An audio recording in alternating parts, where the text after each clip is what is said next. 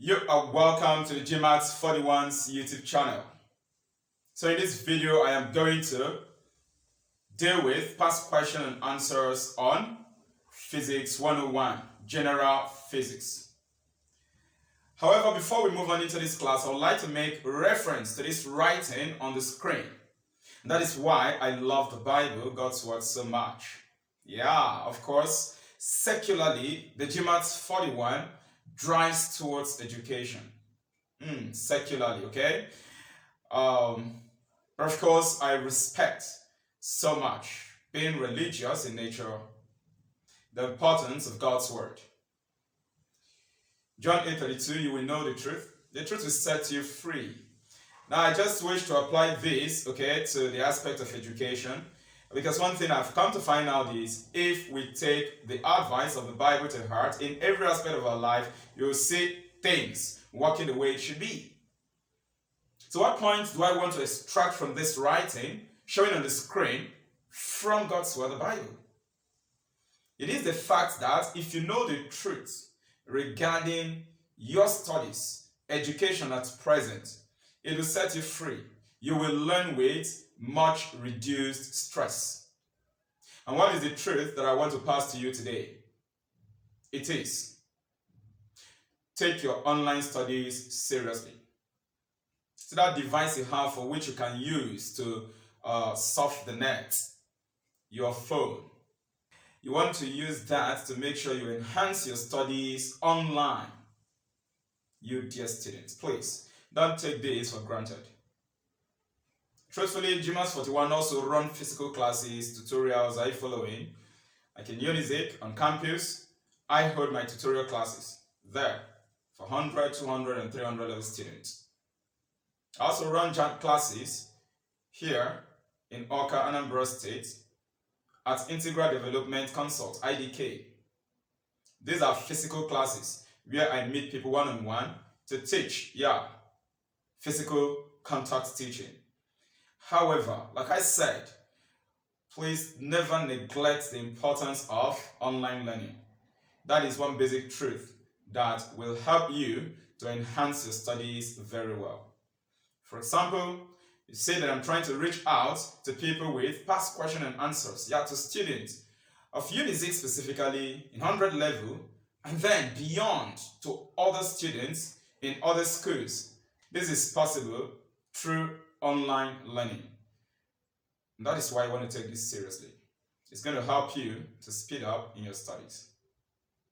So once again, welcome to our General Physics Past Question and Answer Review. This is going to be termed Physics 101, episode U01. And this past question is going to focus on questions extracted from scalars and vectors for different years. It's going to focus more on calculations. In other videos, I'm going to answer questions on scalars and vectors that are not calculation based. But this particular video is going to give attention to calculations. All right, let us get to business. We have our very first question here to deal with.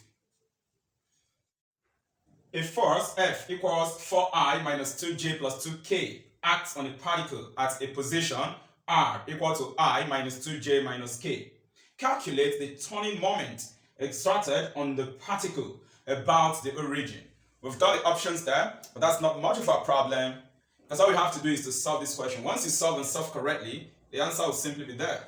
If the answer is not there and you're 100% sure that what you did is correct, it simply means that the options are wrong. No two ways about it. So let us solve this problem and see. We were given this force vector and we are given this position vector. Is that okay? We are asked to calculate the turning moment exerted on the particle. So the first thing you have to do is to know what we refer to as turning moment. And of course, this quantity is defined by torque. Torque is defined as the turning moment of a force. Is that okay? Torque, under rotational dynamics, is the turning moment of a force. Now, these have been applied to scalars and vectors. So what do? Torque, mathematically, let me use this symbol, tau, for it. It's a Greek symbol. Is equal to R cross F. Take note, R cross F. which simply means that the turning moment of a force, which is torque, is the position vector cross the force vector. Under vector multiplication, we deal with two different methods of multiplying vectors. You can learn more about how to multiply vectors using this info link showing above. Click it and you would see the video lesson on methods of multiplying vectors. We shall just solve this question straight. Remember from GMAT 41, if you join our classes, whether physical tutorial classes or online classes, you can get full range of learning of each of your topics in your core courses that GMAT 41 takes you. Here we are dealing with the past questions, so I'll be going straight. Now, our talk is going to be, how do you work on the cross product or vector product of two vectors? It's simple. We have these vectors given, force and the position vector. But you see, the formula is the position vector cross the force vector, not the force cross the position. Take note, not F cross R if you're calculating torque. So this is going to be, first, you introduce your ijk, is that okay? And then next, you introduce the scalar component of the position vector. I repeat, you introduce the scalar component of the position vector in the second row, because we solve this using matrix. So what is the position vector? Look at it. What are the scalar components? The scalar components are the numbers multiplying these, unit vectors ijk. So what is multiplying I here? That is 1, correct. What is multiplying j here? Alright, you say 2, that's good, but please don't play with the sign. This is minus 2. And what is multiplying k here? That's correct, minus 1. Take note there is 1 multiplying this k, so minus 1. So we're going to extract these scalar components and then introduce them. We have 1 minus 2 and then minus 1. Then again, we move on to row 3. In that case, we are introducing the scalar component of the force vector. Coming here, we have them as 4 minus 2 and plus 2. So 4 minus 2 and then positive 2. So what we're going to do is to obtain the determinant of this thing you are seeing here. This is a matrix. So take note of what I did. First of all, introduce your unit vectors ijk. Are you following? Also called direction vectors. Then next, following this formula, introduce in the second row the scalar component of the position vector. And then thirdly, in the third row, introduce the scalar component of the force vector. Then solve the determinant of this matrix. Now let us see how we go about that. First, if you are solving determinant of a square matrix, this is 3 by 3 square matrix. By the way, what do we mean by 3 by 3 square matrix? A square matrix is one that the number of rows and the number of columns, they are equal. So we have row 1, row 2, and row 3, the horizontal arrangement. Then let's look at the vertical. Are you following, right? The columns. Column 1, column 2, column 3. So the rows and columns, they are equal, they are the same in number, so this is a square matrix. Solving the determinant for 3 by 3, this is going to be plus, minus, plus. You introduce this, it's a standard. You can also introduce it along this column, this vertical, plus, minus, plus, but I prefer using the horizontal, okay, on that first row. So solving for torque, we are going to get, that's the turning moment. The first you do is keep this plus I constant. So positive I, which is the same as I. Then open bracket. Once you pick this, what you're going to do is assume that this column is no longer there, the column of that I, and assume that the row of that I is no longer there. So this would be eliminated. Don't go and cancel anything. Use your mind's eye, imagination. If you eliminate these guys, we call them the elements of the matrix. You'll be left with minus 2, minus 1, minus 2, and plus 2. So this is what you would do. Multiply this way, this times this first, minus this times this. I repeat, this times this first, minus this times this. See, that's how wonderful having access to an audio-visual learning is, online learning. Because you see this thing I've said, you can replay it again to see how we handle what I'm about to do here. Do you get that right? So we go. So it's going to be minus 2 times 2, and that is going to give us minus 4. Then minus, please remember to always fix this follow come minus in the process before you multiply the other way around. So it's going to be minus 1 times minus 2. And minus 1 times minus 2 is plus 2. So this is what we're going to get. Next, I'll pick this second element, minus j, Then I'll repeat the same process. Destroy the column of that minus j, destroy the row of that minus j. So this will go off, this will go off. If these elements and these ones go off, you'll be left with 1, 4, minus 1, and 2. So you move in the same way. 1 times 2, which is going to give you 2, minus, don't forget that, I'll follow up on minus. Before you now move, minus 1 times 4. And minus 1 times 4 will give us minus 4. Minus 4. That's actually going to be plus if you're simplifying, but no problem in the next step. Lastly, we pick plus k. If you pick plus k, what are you going to do? Destroy the column, destroy the what? The row. You'll be left with 1 times minus 2, which is going to give us minus 2. Then minus, you're going to have minus 2 times 4, which is going to give us minus 8. So what I'm going to do is to simplify this. Our torque, that is the turning moment of the force, right? Is going to be equal to, let's simplify this. This is going to be minus 6. Minus 4 minus 2 is minus 6. Multiply it by this i, you have minus 6i. Come over to this. Minus minus is plus. 2 plus 4 will give us 6. 6 times minus j will give us minus 6j. And then if you come here, minus minus is plus. So minus 2 plus 8 is going to give us plus 6j, plus 6k. So this is the turning moment of this force in vector form, because anytime you find a cross product of two vectors, what you will get is still a vector. However, what we are required to get here is the absolute value, the magnitude of this vector. Are you getting me? That is why here you are seeing numbers. So all I have to do is to use Pythagoras theorem and then find the magnitude of this vector. Are you getting me right? So proceed to obtain the turning moment, which we use this now, the magnitude. That slash line represents magnitude, modulus, absolute length, size. Are you following right? Good. So all we do is simply take the square root, okay, of the square of each of these numbers. So this is going to be 6 squared plus 6 squared plus 6 squared. Good. You notice that I'm not interested in the minus, the minus sign. The reason, anytime you obtain magnitude of anything, the magnitude of anything is always positive. So in solving this, I don't bother using minus if the number even has minus.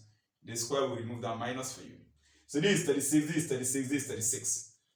So 36 plus 36 plus 36 is the same as 36 times 3. And 36 times 3 will give you 108. So this is equal to square root of 108. Square root of 108 will give us what? This is already greater than 100. Square root of 100 will give you 10. Okay? If you do square root of 11 square would give you 121, alright? Guys, now square root of that 121 would give you 11.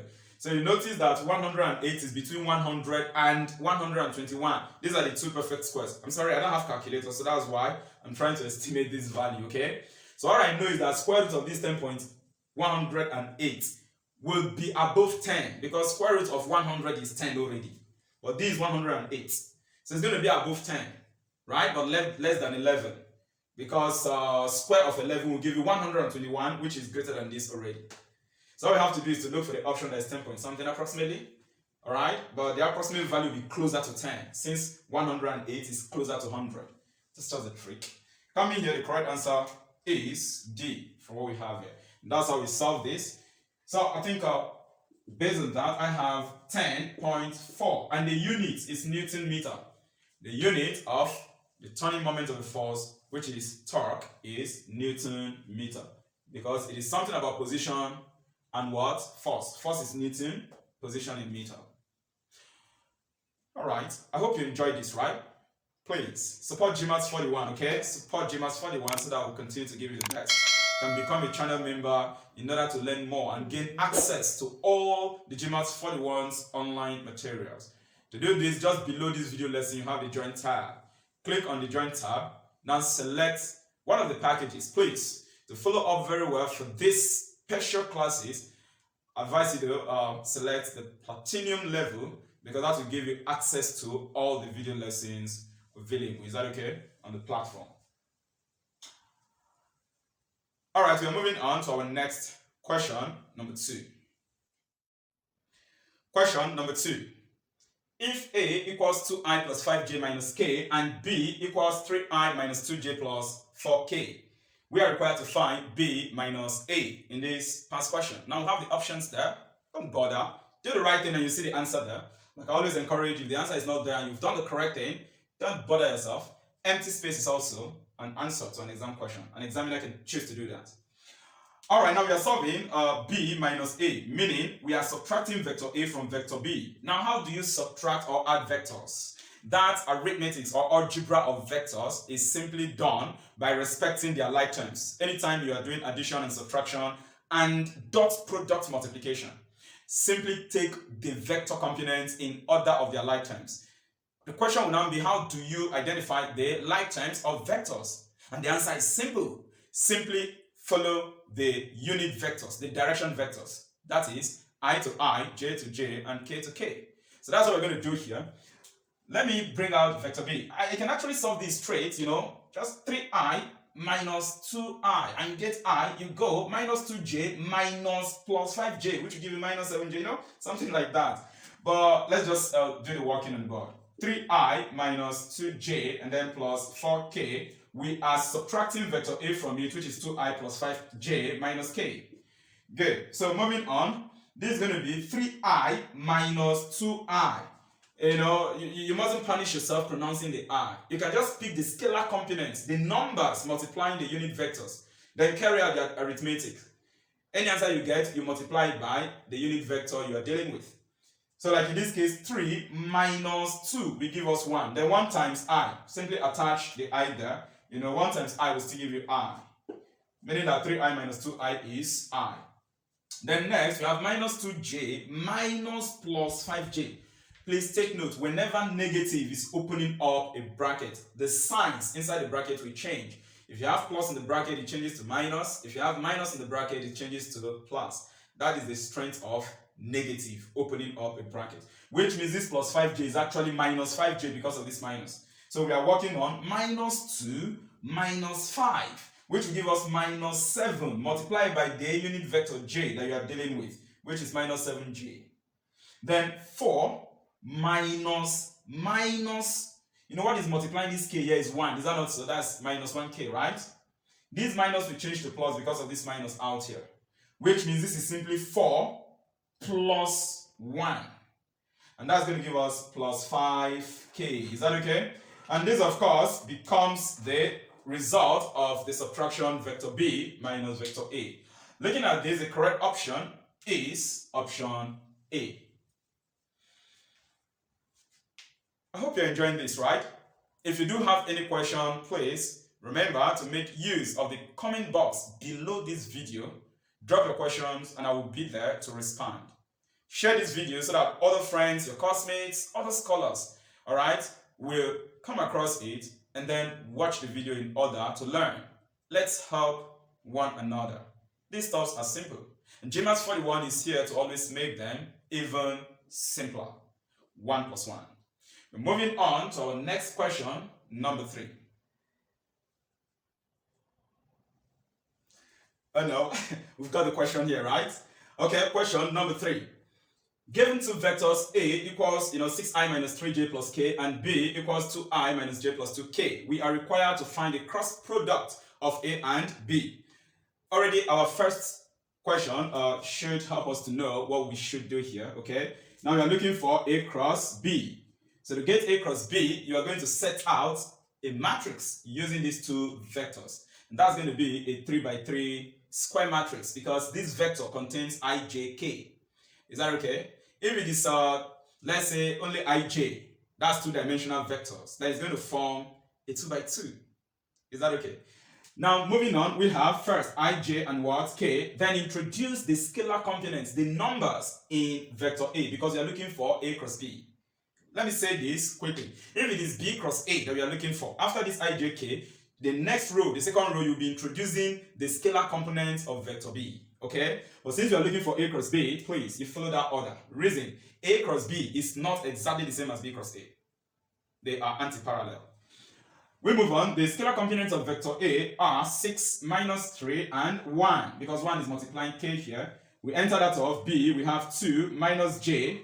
Minus J is same as minus 1. That is the component multiplying this guy, the scalar. And then we have positive 2. So what we're now going to do is to introduce our plus, minus, and what? Plus. As usual, then solve your determinants per se. So a cross b is simply equal to, I'll pick my positive I, which is the same as I. You know, this column will go off, this row will go off. You'll be left with minus 3 times 2, which is going to give you minus 6. Minus 6, then minus, take note, because I wouldn't show the working fully. There is a minus you're meant to, introduce here before you multiply this and this. Right? I just want us to do it once. That minus, if you have it, take note, 1 times minus 1 will give you minus 1. So you're going to have minus 1, which automatically becomes plus 1. Next, I will pick minus j, this, destroy the column, destroy the row. You'll be left with 6, 1, 2, and 2. So 6 times 2 will give you 12, minus 1 times 2, which will give you 2.